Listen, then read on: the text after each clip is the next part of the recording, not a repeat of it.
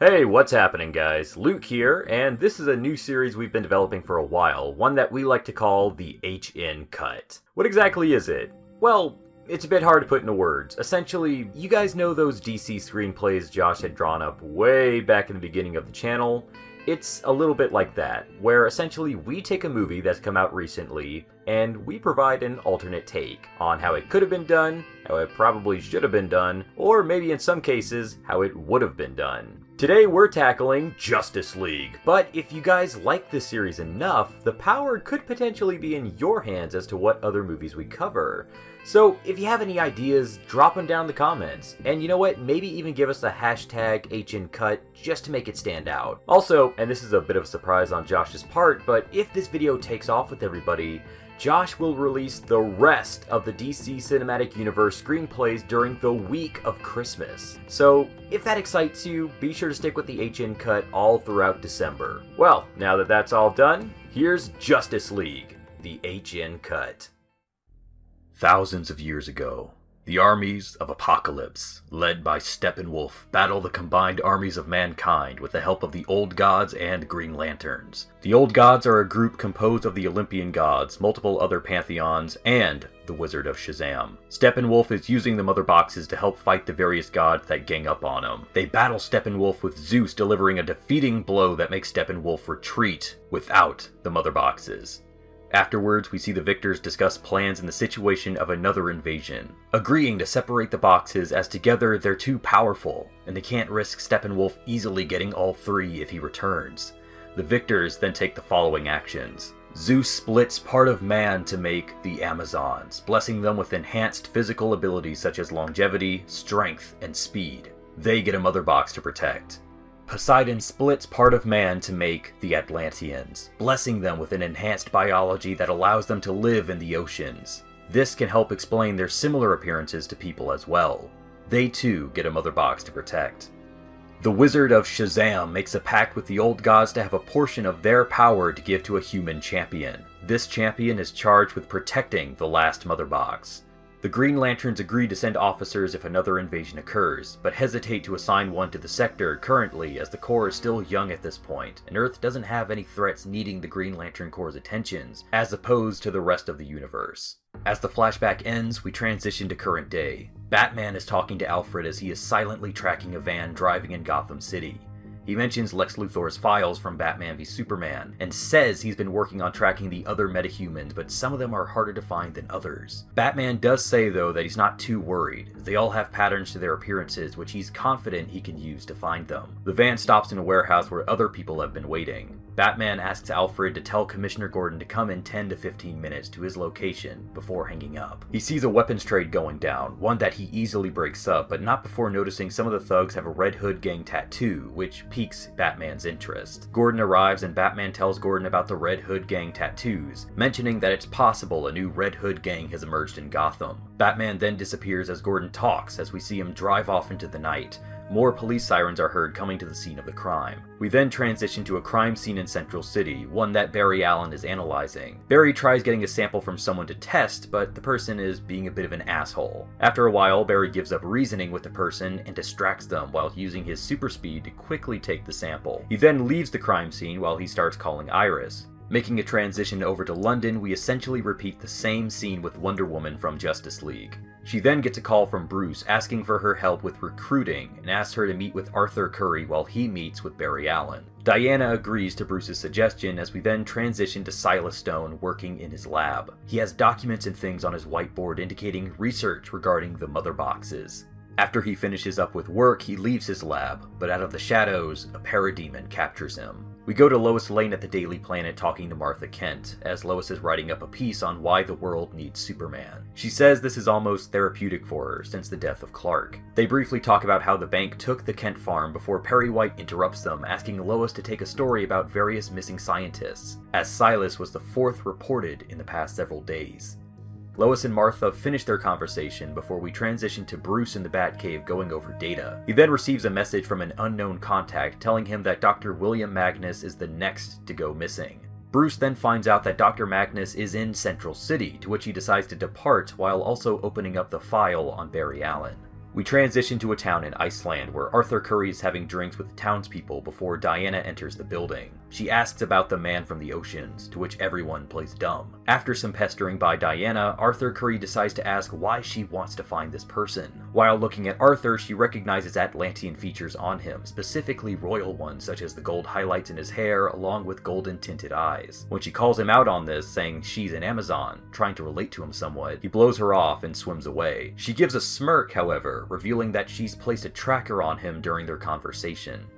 Transitioning back to Central City, we see a crime scene of an apartment complex. After a few seconds, the Flash appears analyzing the room in super speed before noticing the dead body is fake. Batman then appears, revealing to have faked the whole scenario to trick the Flash to appear, using information he had gathered to create a scene that fits his MO. Batman tells the Flash he's received a message regarding the next scientist to disappear, who is in Central City. The Flash agrees to help, but asks Batman how he thinks he would be able to proactively help, as he's tried operating as a blur, not to gain attention, over the past few years. Batman reveals he knows he's Barry Allen, and for him to use his access as someone in the police department to get close enough to watch Dr. Magnus, while Batman sets a trap for a possible kidnapper. Batman then receives another message from the unknown contact telling him the kidnapping is about to happen. The Flash speeds off to Dr. Magnus' lab as Batman follows. At the lab, we see a parademon, which Flash and Batman are able to defeat, with Batman asking Barry to use his forensic skills to help him figure out what it even is. We then transition to Themyscira, where the Amazon's mother box begins pulsing until a boom tube arrives, with Steppenwolf emerging out of it. He mentions how the Earth is vulnerable now that he knows there are no more old gods or champions of Earth, no Shazam champion or powerful aliens such as Superman thanks to Luthor's message. Steppenwolf slaughters various Amazonians, and we get a similar chase scene with Steppenwolf eventually getting his hands on the mother box. He summons another boom tube while declaring he will subjugate this planet for the glory of Darkseid.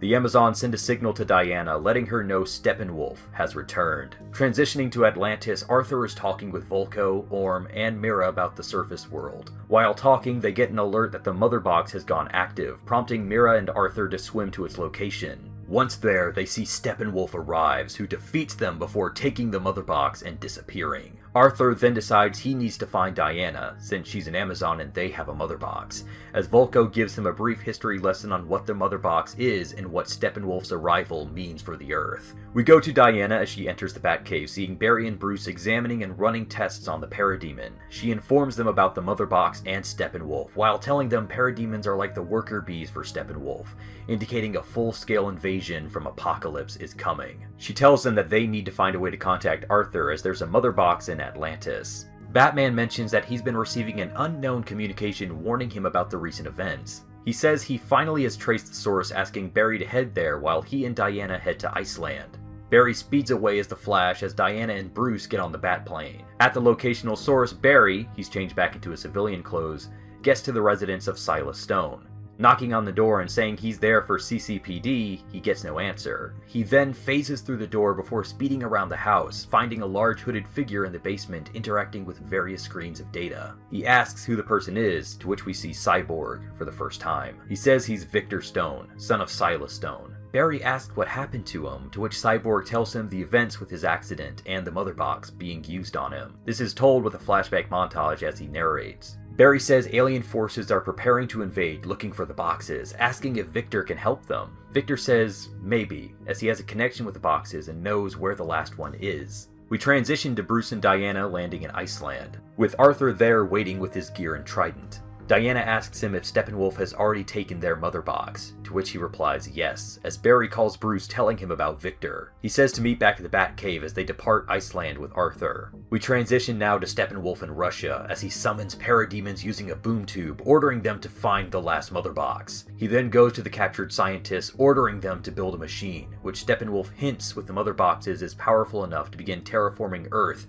as a new replacement for Apocalypse, this hinting that their planet is dying. He then says to himself that this would redeem him and allow him back into the inner circle of Darkseid. Back at the Batcave, the heroes all together talk about a plan to defeat Steppenwolf. Victor mentions if close, he can disrupt and possibly make the other mother boxes inert while sending Steppenwolf away. He reveals that he is in fact the last mother box, as it fused with him, and he has been trying to hide his energy signature, but he doesn't think he can do it forever. Bruce says they can use that to make a trap for Steppenwolf as he comes up with a plan. In the middle of the empty Stryker's Island from Batman v Superman, everyone stands in position as Batman planned with Cyborg, standing in the open, allowing the mother box in him to broadcast a signal. Soon afterwards, Steppenwolf with parademons arrives, causing the rest of the heroes to emerge to attack him. The Flash and Batman take out the parademons while Wonder Woman and Aquaman fight Steppenwolf.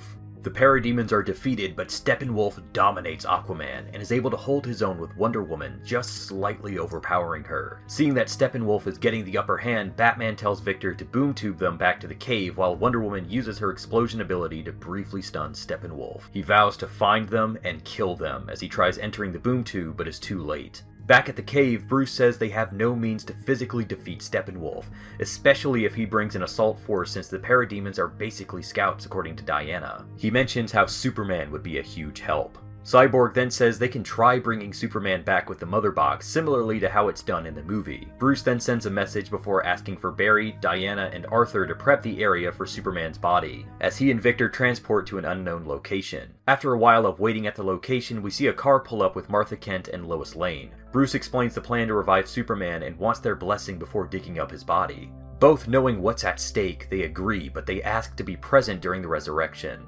Upon retrieving the body and bringing it to the Batcave, Victor examines the body with help from Barry, and using whatever information on Kryptonian biology they have, they're able to determine that he isn't dead, but instead in a type of heavy coma. With this revelation, they proceed to use energy from the Speed Force along with available equipment to revive Superman. Upon waking up, Superman is dazed and confused, briefly freaking out until Martha and Lois calm him down. A very emotional moment happening between the three of them.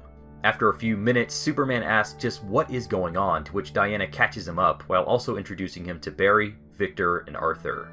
They then formulate a new plan, taking the fight to Steppenwolf as Victor tracks the other mother boxes to a place in Russia. Giving Superman a special black suit to help him absorb solar radiation faster since he's still not at full strength, they head to Russia. Once they arrive, Batman tells Superman to wait back for his signal, concerned about him gaining his strength back and not wanting him to be killed after he's gotten back into action too soon, showing Batman's guilt over his death in Batman v Superman and also hinting at his failure with Robin. Superman tells him not to feel responsible as he sacrificed himself, but that he'll wait as he understands the reasoning. The Flash speeds in, saving the scientists as Wonder Woman and Aquaman engage Steppenwolf yet again. Batman also participates in an updated version of the combat suit he wore in Batman v Superman. Steppenwolf still manages to beat them while also sending his parademons to attack a nearby town, trying to distract their attention so he can attack Victor. The Flash goes in to save the townspeople, but is overwhelmed until Superman arrives, deciding the people in danger are enough of a signal. After saving the town, they join the rest of the heroes in the fight. The Flash helps Victor dismantle the machine while Superman helps physically overpower Steppenwolf. Victor makes the mother boxes inert and sends Steppenwolf back to Apokolips. After this, the heroes go their separate ways, with Batman giving them each a communicating device in case they need to join forces again. The movie ends with Lois editing her piece from Why the World Needs Superman to Why the World Needs Heroes, as the world celebrates the actions of the Justice League.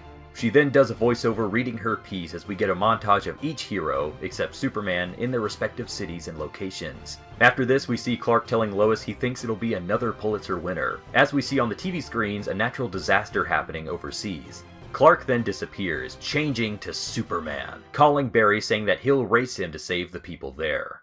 Credit scene. After the actions of Steppenwolf make their way across the universe, we see a figure say they want the last living Kryptonian in his collection, as we see Brainiac's ship drifting across space. The second credit scene has the Wizard of Shazam noting that with these actions, it's time for Earth to have another champion. He then disappears in a lightning bolt from the Rock of Eternity.